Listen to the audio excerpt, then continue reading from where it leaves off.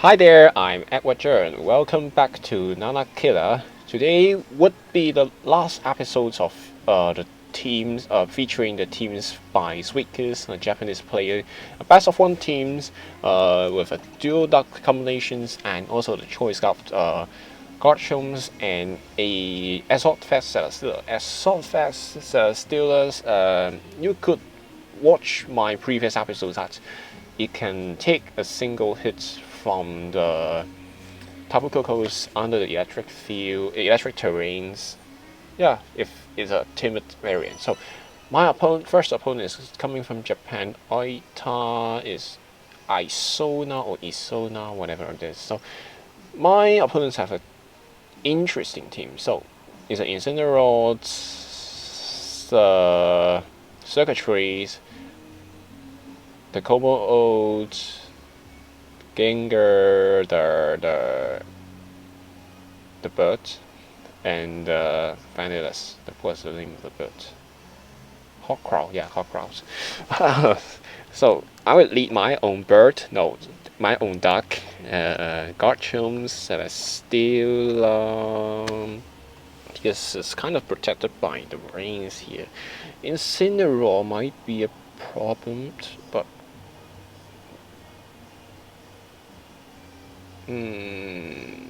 Coco not too good. Need to play quite differently with the previous ones.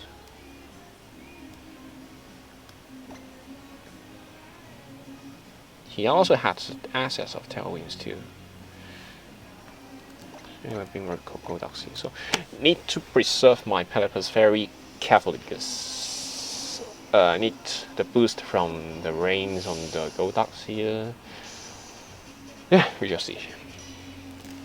So the hot crow is one of the symbols from the Hong Kong's community of VGC. So I will maybe next time we'll show some of the logos of the Hong Kong VGCs to you, and it comprises with the Gardevoir, Mega Gardevoir is a shiny Mega Gardevoir and the Hot Crow. So my opponents is bringing is Murkrow and Gengars here. You might just start off the games with a Tailwind anyway. It's a Prankster Tailwind, so I can stop it. But yeah, I would use a Rock Slide anyway. Rock Slide to the Rock Slides. So he's not going to use it. Oh, and it's a knocked out. I'm not sure about it because usually, all right, it's a trick room here. No. What did the Gengar? What did the Gengar do? I really forgot about it. So Vanilluxe comes out. Does he miss any attacks? I really miss it. So sorry about it. So I will switch out my Pelipper into Celesteela first. And going to continue the Rock Slide here. Oh. Alright. I think that the Eviolite Hot Crow could indeed survive the Rock Slides. Usually, even if I were going to use the birds, I'm going to EV to survive certain attacks like the common Rock Slides from the Garchoms. So we have the chance to feature 2 more games this episode here. So it's a great scenes. So among this team, the one with the lowest appearance is Snorlax. Snorlax basically acts as a trick room contest. So if I were not going to meet some of the trick rooms user, I won't bring it anyway. So my opponents here, second opponents today, have a team with the Garchoms, the Metagross, Tapu Lele, Arcanine, Vanilluxe, and the Marowak. So two very prominent Scarf user like the Vanilluxe and and the Tapu Lele, which is quite strange. Yeah, I'll just bring my Garchomp Celesteela first. Pelipper should be the third one, and Golduck to be the fourth. I deviate from what I plan to play because I need the cover from the range to ensure that Celesteela can survive some attacks from the 5 types. There are 2 5 types in his teams. He might not bring any of it, or he might bring both of it, because he is also covered by weather. Shinvuone. Your opponent is bringing the Tapu Lele and Arcanine indeed.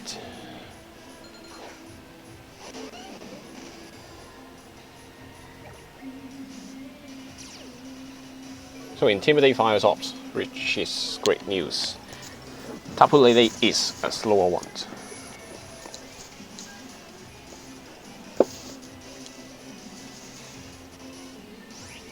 He will just... Yeah, I guess I can Earthquake and switch out into Pelipper. Lele is going to attack anyways. Or maybe he is not going to attack but using the Will Whips on the Arcanine. Arcanine might take the single damage from the spread moves of Earthquake, so... He might anticipate my switch of the Celesteals anyway. Yeah, but on the other hand, he switched out his Arcanine into his own Garchomps, to my surprise. So if I were going to use the Heavy Slam onto the Tapu Lele, yeah, it's an instantaneous advantage. So Earthquake comes out. Still going to do a lot onto both of his Pokemon. So Taunt. Alright.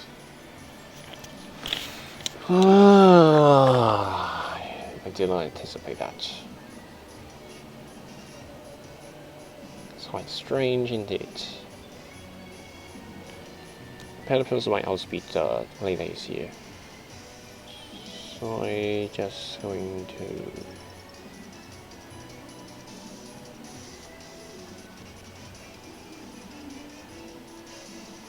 Yeah, I'll just score onto the Lele and Earthquakes. Fortunately, I have the Golduck at the back. But he might have Vanilluxe. Okay. Yes, the Vanilluxe.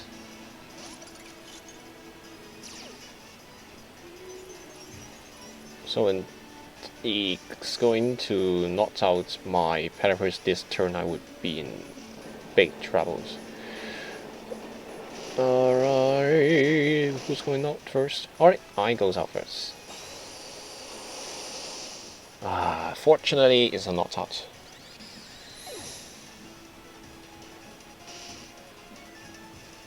So, next turn to play safe, I will switch out my Pelipper into Celesteelas. Or even the Golduck might also do so. Yes, he's going to send out his Garchomp anyway, so Earthquake's not going to knock out the Vanilluxe.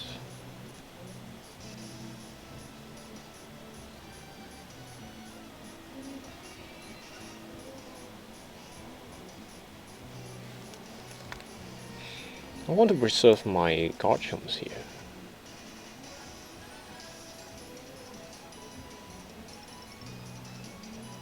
Yeah, I play a bit aggressively. So, by switching like this, I can ensure that if it's not onto the blizzard, he only have 70% of chance of hitting the blizzards. But he's still going for the blizzards, not going to do much onto both of us. Dragon Core, alright. So Golduck is going to take a lot of attack, the damage.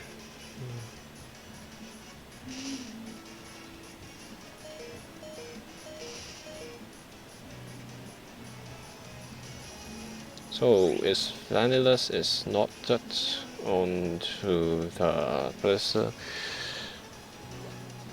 He might just fire the blizzard anyways. It looks like that he will switch into his Arcanize.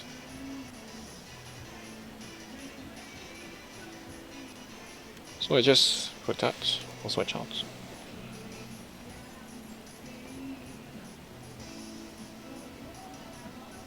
Yeah, I just protect my Golducks first. Don't want to bring in the purpose so early, so yep, as anticipated. And Arcanize switch it.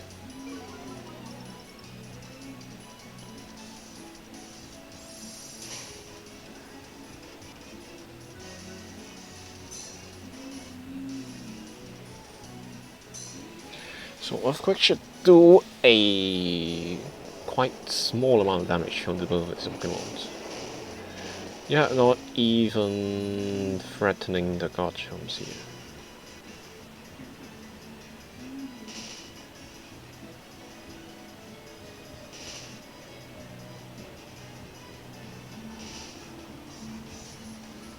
So he's just going to Dragon Claw onto my Golduck slot anyways. So if that's the case, I'll just Earthquake and switch into my Peppers. These serve as two purpose because Steelers can continue to fire up Earthquakes quite comfortably. And also to mitigate the fire taps from the Arcanine. So Dragon Claw might not knock me out because Pelipper is quite... oh my goodness, it's Wild Charge indeed. Not going to knock out my Celesteela too. And there's a Citrus Berry on it.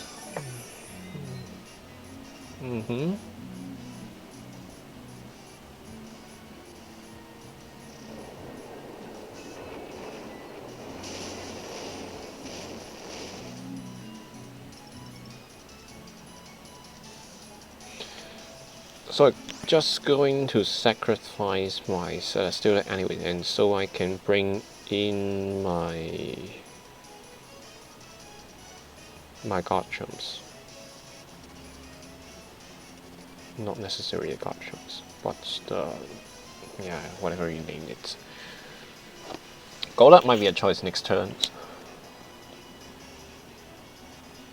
But Garchomps can ensure victory? I'm not sure.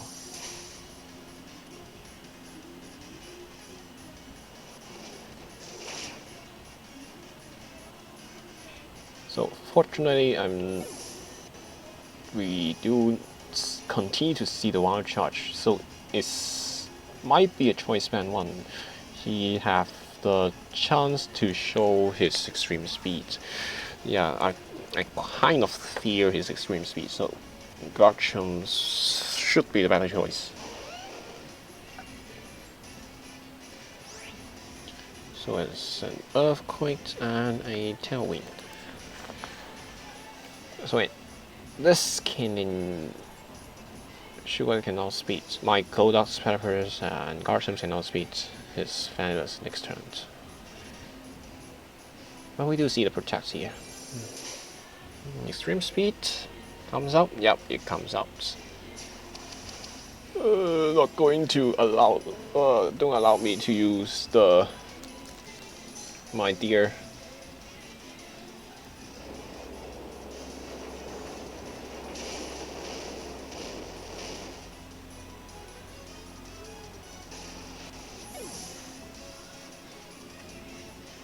So it comes down to a single question: is that whether his Vanilluxe can survive the Earthquake.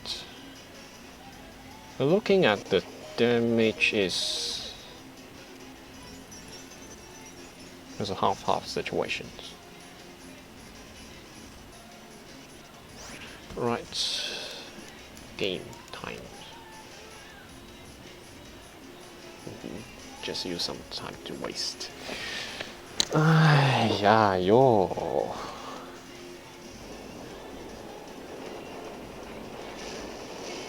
Alright.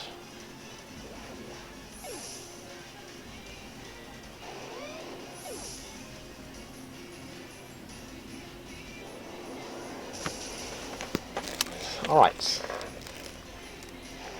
Damage roll. Might even not damage roll.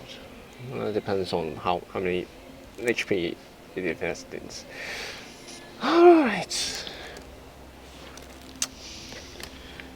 So we are going to jump into game 3 after this very close matchups here. I do extend this team into a better game plans that I didn't bring in the usual leads here, the Platypus and the Godchams. Did I? No, right. So because I know that this game is basically determined whether I can preserve my Platypus well. So my plans was working in the early sections of the game, but yeah, I forgot about it, and yeah, you can see the consequences. But yeah, my opponent is going to use a very similar team to mine. Is a dual electric Godchams and Steelers here, so quite similar teams in terms of yeah. Except that the Snorlax is replaced by the Raichos here, so I can presume that he's playing the same as mine.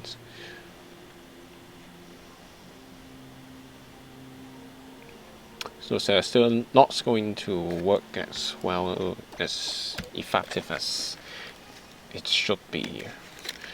The game is determined by some of the tailwinds war, not even a speed control war. It's a tailwind wars indeed, because anyone who can use the tailwind effectively wins the game. So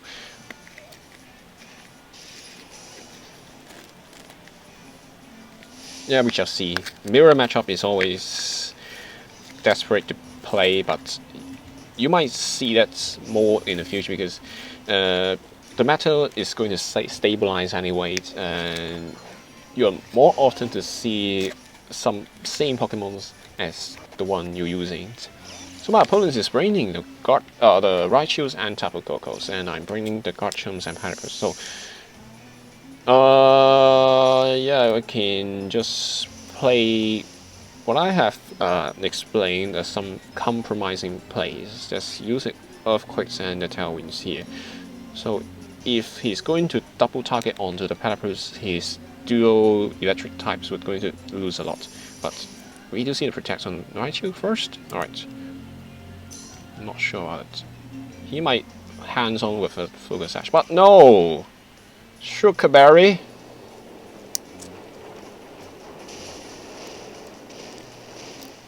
So Tango Tackle? Oh no, Tango Tackles, which means that next turn my Garchomp is going to outspeed both of his Pokemons. But looking at the damage rolls, my Platypus, his Raichu is going to be faster anyway, so Earthquakes here and protects my Platypus. Yeah, he might switch out into Steelers this turn.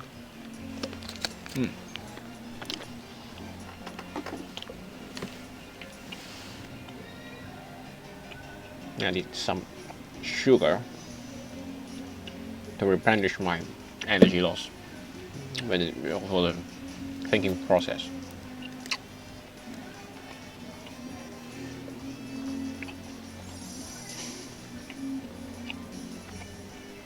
Yep, Earthquake connects.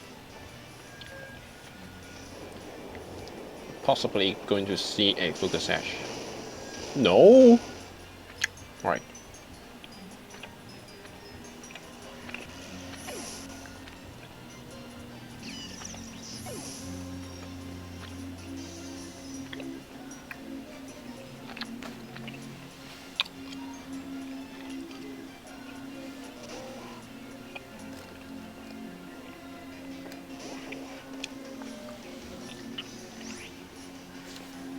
Alright, this is quite interesting.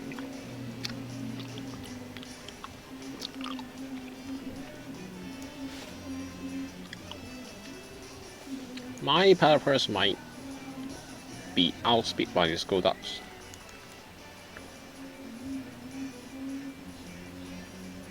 Or just continue to use Earthquake and Hurricanes onto the Golducks.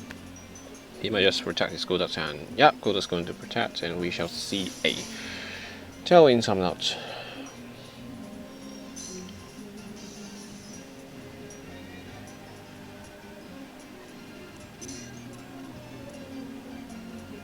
No, but we do see the Hurricane comes out. I anticipate it to be the Tailwinds here, but that's not the case. So I can bring in my Cocos and a single hit discharge. Thunderbolt. Alright. It should be able to finish Golducks. If that's not the focus sash. It might be the Platypus holding the focus sash this time. I don't know, because there are always someone playing strangely. I might double target onto Golducks for a better plays. But yeah, we shall see. Oh, that's not hands-on, so I'm not sure why he doesn't use the Tailwind last turns. He was in a good positions. Maybe he's a choice variant of Pelipper.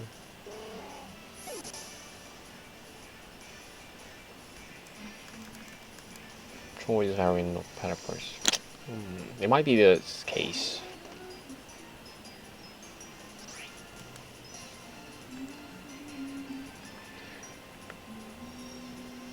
So, here's the 3 games in this single episode, and I hope this is the end of this team. I will feature next another team in the next episode. So we shall see you, and I need some time to prepare anyway. So see you in the next episode, and goodbye.